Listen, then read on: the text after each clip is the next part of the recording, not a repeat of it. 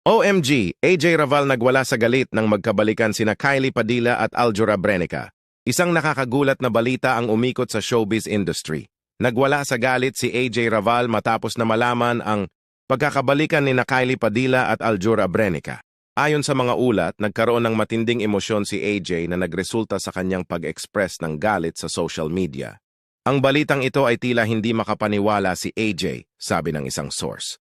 Mukhang hindi niya naitago ang kanyang nararamdaman nang malaman ang tungkol sa reconciliatory move ni Kylie at Aljur.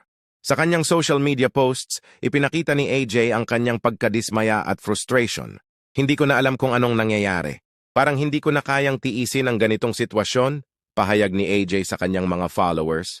Ang reaksyon ni AJ ay nagbigay daan sa maraming tanong tungkol sa kanyang relasyon kay Aljur at sa kanyang pakikitungo sa pagbabalik loob ni Kylie at Aljur.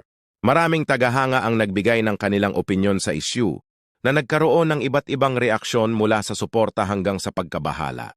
Wala pang opisyal na pahayag mula kay Kylie Padilla o Aljur Abrenica tungkol sa isyung ito.